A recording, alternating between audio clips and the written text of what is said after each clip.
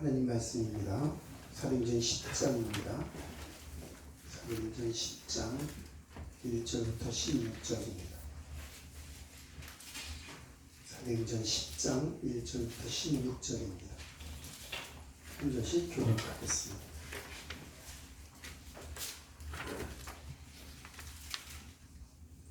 가이사랴에 고넬료라 하는 사람이 있으니 이달리아 부데라 하는 군대의 백부장이라. 그가 경건하여 온 집안과 더불어 하나님을 경외하며 백성을 많이 구제하고 하나님께 항상 기도하더니 하루는 제9시쯤 되어 환상 중에 밝히 봄에 하나님의 사자가 들어와 이르되 고넬료야 하니 고넬료가 주목하여 보고 두려워 이르되 주여 무슨 일이니까. 천사가 이르되 네 기도와 구제가 하나님 앞에 상달되어 기억하신 바가 되었으니 내가 지금 사람들을 요빠에 보내어 베드로라 하는 시몬을 청하라. 그는 부자인 시몬의 집에 유숙하니 그 집은 해변에 있다 하더라.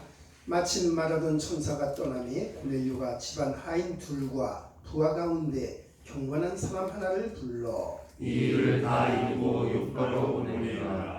이튿날 그들이 길을 가다 그 성에 가까이 갔을 그때에 베드로가 기도하려고 지붕에 올라가니 그 시각은 제6시더라. 그가 시장하여 보고자 하매 사람들이 준비할 때에 황홀한 중에 하늘이 열리며 한 그릇이 내려오는 것을 보니 큰 보자기 같고 네 귀를 메어 땅에 들이웠더라. 그 안에는 땅에 있는 각종 내가 가진 짐승과 기는 것과 공중에 나는 것들이 있더라.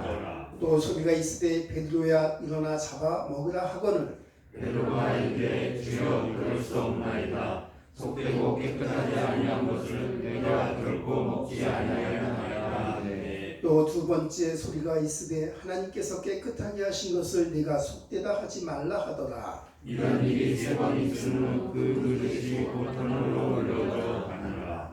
아멘.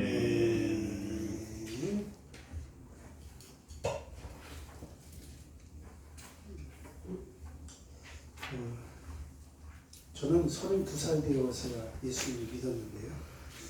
어떻게 보면 너무 늦은 나이에 믿음을 시작한 것이죠. 그런데 지금은 이렇게 지나오면서 생각을 하니까 이건 너무 늦었다, 너무 그렇게 생각하기 이전에 하나님이 적당하신 때에 부르신 것 같다, 이런 생각도 들기는 합니다. 왜냐하면 만약에 제가 인생의 그 쓴맛을 보지 못하고 내 인생의 밑바닥까지 내려가지 않은 상태에서 그냥 예수님을 믿었더라면 아마 대강 믿었을 것인데, 그냥 내 인생이 밑바닥까지 내려간 후에 내가 이것도 의지할 수 없고 저것도 의지할 수 없고 그냥 너무너무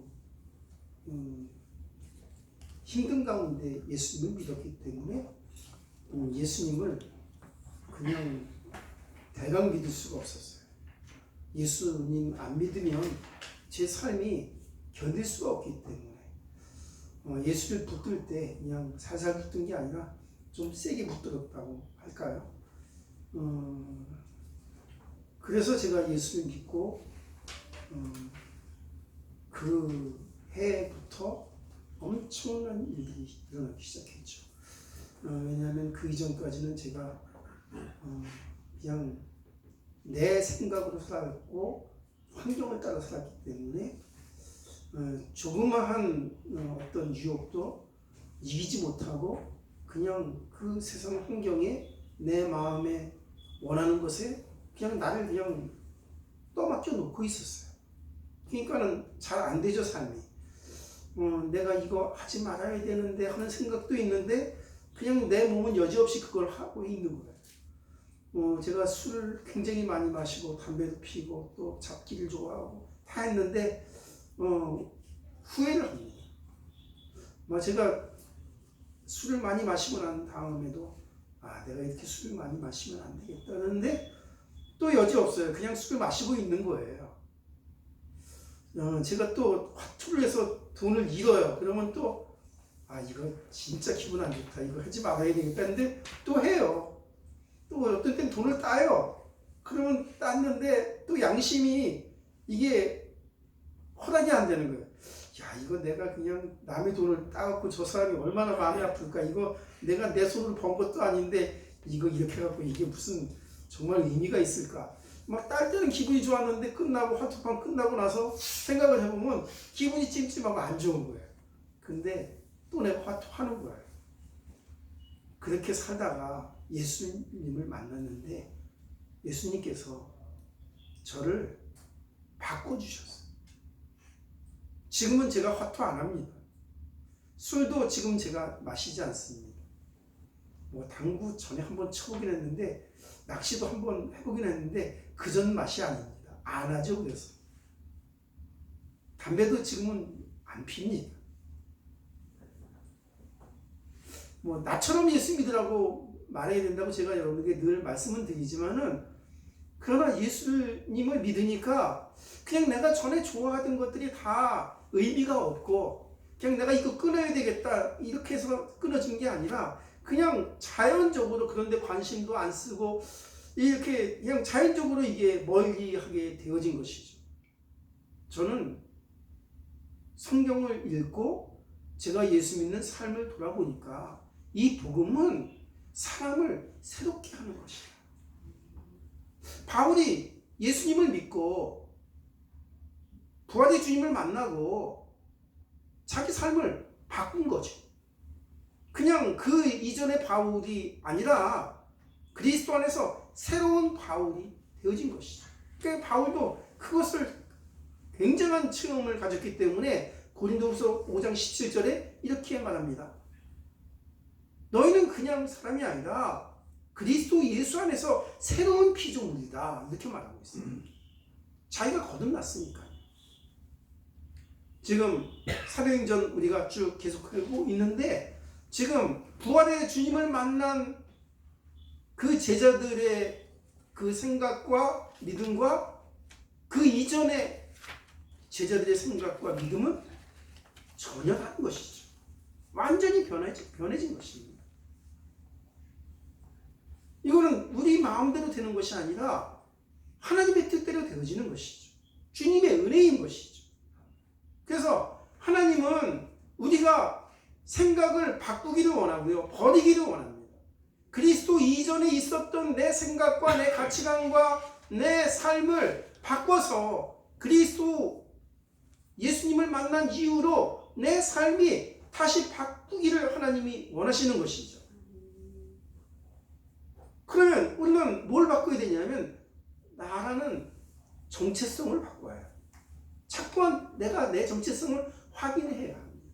과연 지금 이게 내 생각이 내 정체성과 맞는가 이걸 확인을 해야 합니다. 나 하나님의 자녀인데 나 구원받은 하나님의 백성인데 지금 이 생각이 하나님의 자녀다운 생각인가 하나님의 백성다운 생각인가 그리스도인다운 생각인가 이걸 늘 체크를 해야 되는 것이죠. 그리고 만약에 그게 맞지 않다면 과감하게 버리는 거예요. 옛날엔 그 생각이 내 생각의 주였습니다. 그러나 이제는 그 생각이 내 생각의 주가 아니라 예수 안에서 새롭게 거듭난 정체성을 갖고 새롭게 마음으로 변화를 받아서 복음적인 생각을 하는 그것이 바로 나의 새로운 정체성인 것입니다. 그래서 습관이 너무나 중요한데 이 베드로도 습관이 있겠죠. 그죠? 그동안 뭘로 살았습니까? 이분이? 유대인으로 살았겠죠. 그죠? 그러니까 유대인의 습관이 있는 거예요. 유대인의 전통이 있는 거예요. 그러니까 자기도 모르게 체질이 되고 자기도 모르게 습관이 되고 사고방식이 고정화되어 있는 그것을 예수님이 지금 바꾸기를 원하는 거예요. 그냥 그 전에 유대교적인 그 바리새적인 그 사고방식 갖고는 하나님의 일을 할 수 없기 때문에 새롭게 변화를 받으라고 계속 베드로에게 은혜를 주고 계시고 인도하고 계신 거예요. 이 베드로가 지금 바뀌어야 되잖아요. 그죠? 근데 하나님 예수님께서 뭐라고 말씀하셨냐면 너 이제는 그냥 사람 아니고 나를 따라와라. 내가 너를 사람을 낳는 어부가 되게 하리라. 너는 이제 옛날에 바리새인이 아니라 옛날에 그 유대인이 아니라 너는 이제 하나님의 일꾼이다. 너는 그리스도인이고 사도고 제자다. 그래서 이 베드로가 은혜를 받고 예수님의 제자 중에서도 거의 수제자죠. 근데도 이 베드로가 아직도 체질이, 이 사고방식이 제대로 안 바뀐 거예요. 예수님 뭐라고 말씀하셨어요? 땅끝까지 이르러 내 증인이 되리라.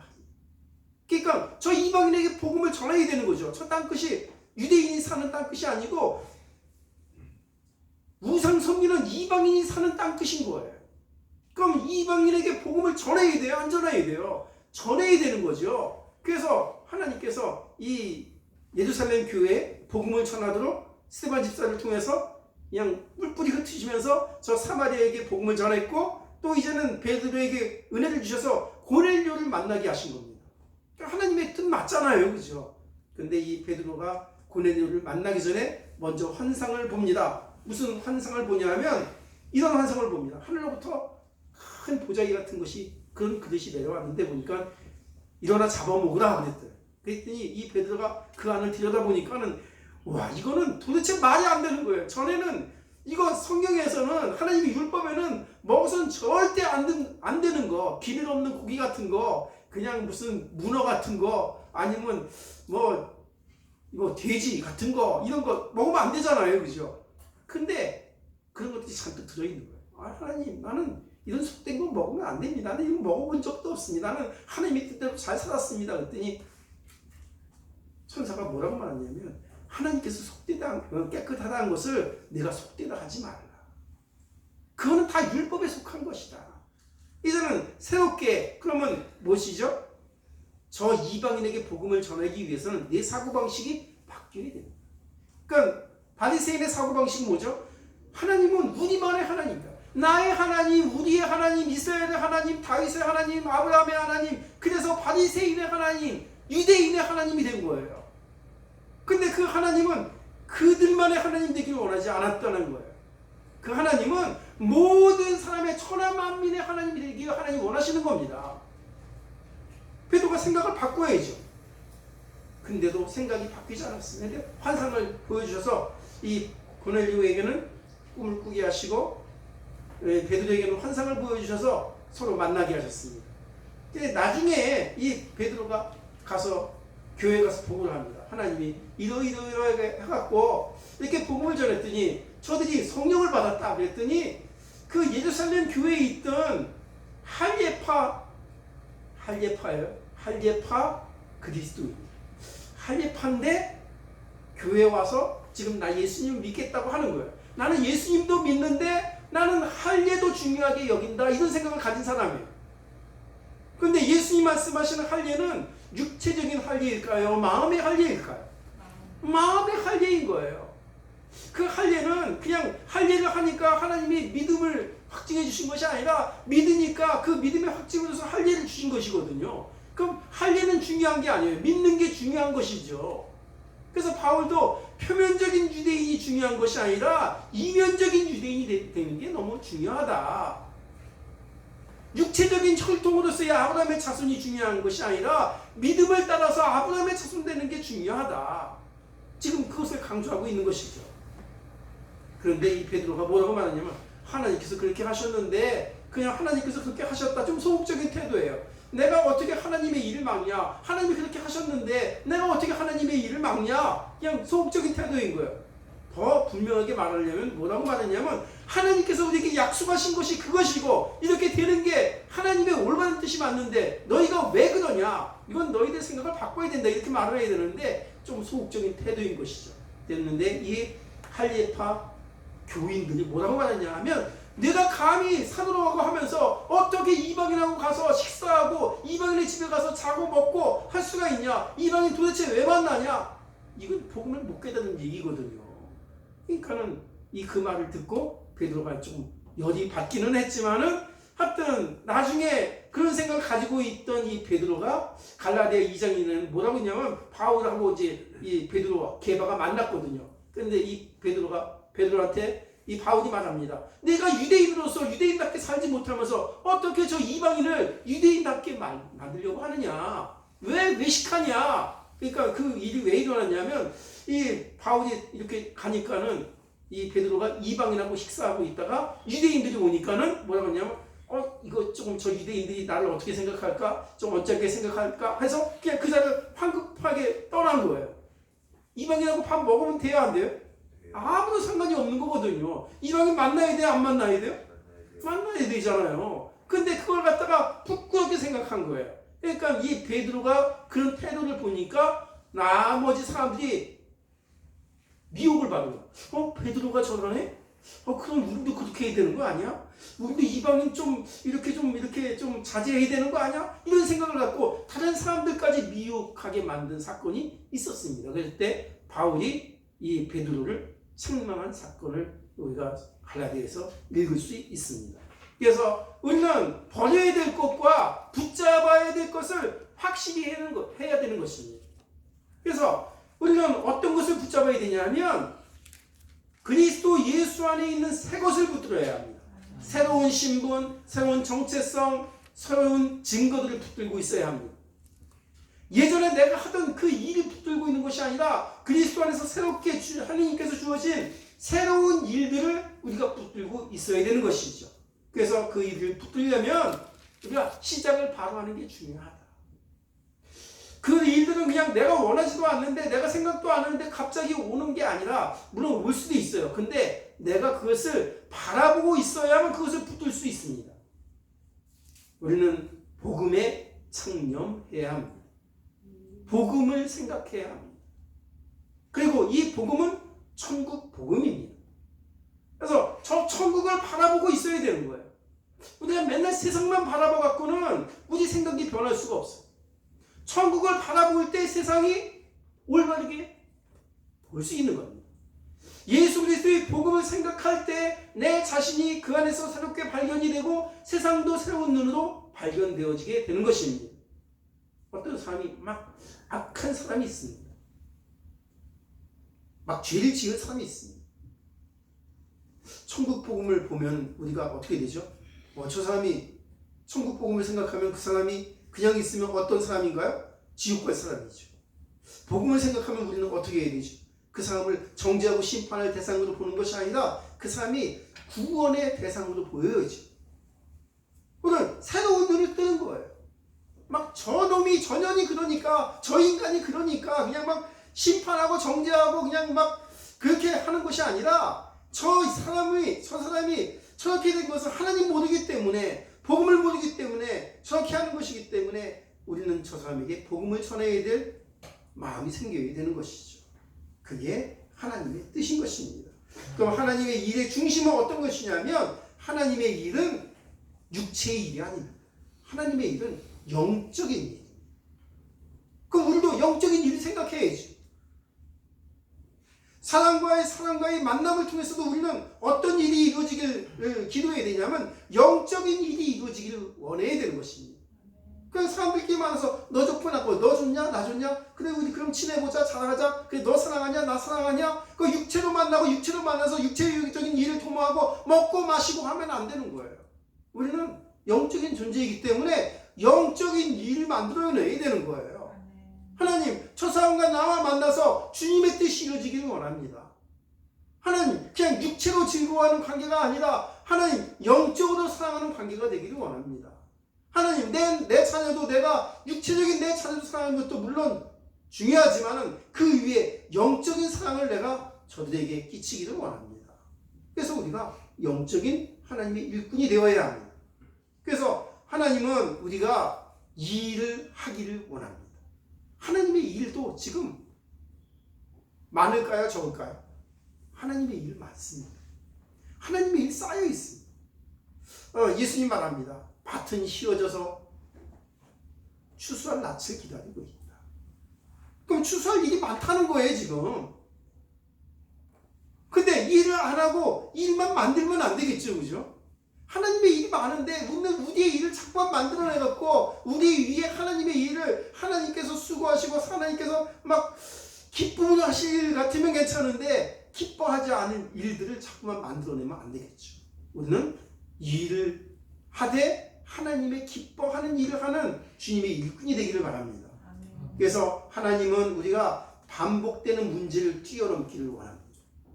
이게 체질이 안 바뀌면요 문제는 계속 반복이 됩니다. 어제 있던 일이 오늘 일이 되고 오늘 일이 또 내일 일이 되고 그냥 죽을 때까지 똑같은 일을 반복하다 죽는 거예요. 사람 어떻게 보면. 그런데 우리는 그 일을 뛰어넘어서 그 일에 그 저주받는 것 같은 그 연결고리를 끊어내고 우리가 그 안에 매여갖고 맨날 고생하고 맨날 헤매고 방황하는 것이 아니라 그 일을 끊고 새로운 하나님의 일 속으로 들어가는 것입니다. 그래서 우리는 삶의 목적을 세우는 거죠. 하나님, 이제는 내가 혼자 사는 자가 아닙니다.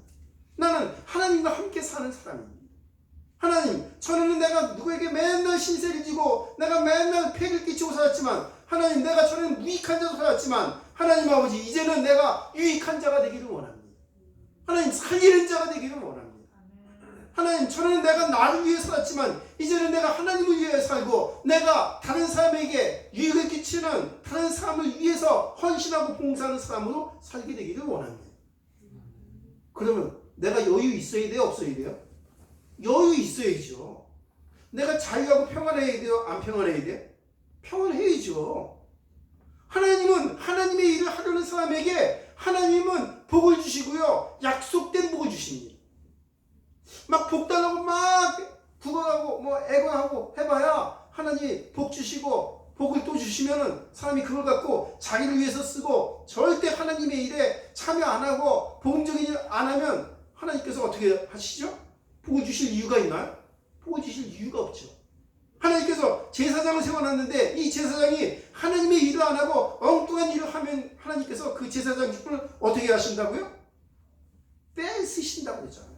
뺏어서 저 이방인에게 주신다고 말씀하시죠. 우리는 하나님과 함께 일할 때만 하나님이 복을 주시는 것입니다. 그래서 우리의 삶의 목표를 새롭게 세우는 것입니다. 그리고 베드로는 이렇게 하나님이 주어진 그 기회를 잘 소화를 하고 새롭게 시작을 했어야 되는데 이 베드로가 사도행전 11장에 나와 있는 이 대목을 끝으로 더 이상의 베드로의 사역은 사도행전에서 나오지 않습니다. 끝이에요. 여기서. 그 대신에 누구 이야기가 나오죠? 지금부터? 바울 얘기가 나오죠. 바울이 이제는 사도행전 11장에서부터 쭉 28장까지 다 바울의 얘기로 채워져 있어요. 그럼 사도행전에 대부분이 사실은 처음 시작한 건 이제 뭐 예루살렘 교회니까 베드로와 바울, 베드로와 야고보, 요한 이런 사람들 얘기가 나오지만은 그 다음부터는 바울의 이야기가 중점적으로 나온 것을 볼 때는 뭐냐면 바울이 훨씬 더 복음의 비밀을 깊이 깨달은 사람이라는 걸 우리가 알 수 있습니다. 우리는 바울이 전하는 그 생명의 복음을 깊이 아는 성도가 되기를 바랍니다. 그래서 한번 점검해 보죠. 저도 한번 점검해 보고 여러분들도 한번 점검해 보고 내가 예수 믿기 전에 나의 정체성과 지금 예수 믿고 난 다음에 나의 정체성은 어떻게 변했는가, 내 삶의 흔적과 열매는 어떻게 달라졌는가를 다시 한번 체크해 보고 기도해 보고 우리가 더욱더 하나님의 형상으로서의 그 모습을 가진 그런 자로 하나님 앞에 발견되기를 주님의 이름으로 부탁을 드립니다. 기도하겠습니다. 하나님 아버지 감사합니다. 나는 내 것이 아니라 주님의 것입니다.